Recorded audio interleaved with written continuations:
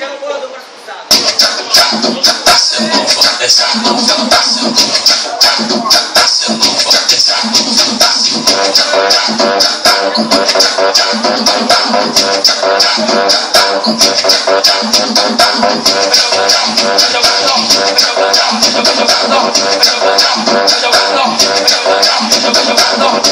bonde das maravilhas dançam pra valer. Cada um dessas meninas tem um superpoder. Eu vou chamar Carol, vem a Carol. Dançando é um esculacho, deita no chão. Vai, senta, senta, senta, senta. Senta de cabeça, rapaz. Senta, senta de cabeça, rapaz. Senta, senta de cabeça, rapaz. Senta, senta de cabeça, rapaz. Pensa, rapaz, pensa, rapaz. Agora pra esculachar, eu vou chamar a Thalia, que é puro talento, que é pura cultura.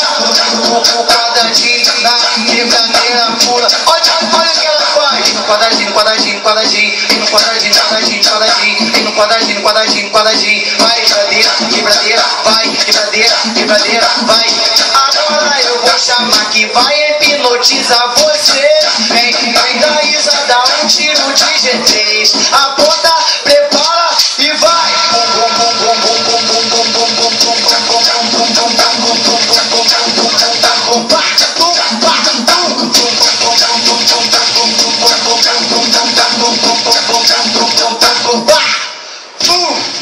Eu vou chamar a mulata que esculacha na dança.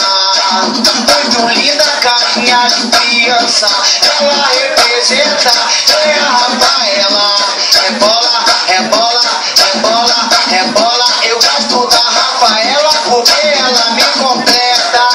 Ela não senta, ela dá queda de perna aberta. Dá queda de perna aberta, dá queda de perna aberta. É o passinho da bicicleta. Dá queda de perna aberta, dá queda de perna aberta. Dá queda de perna aberta, é o passinho da bicicleta.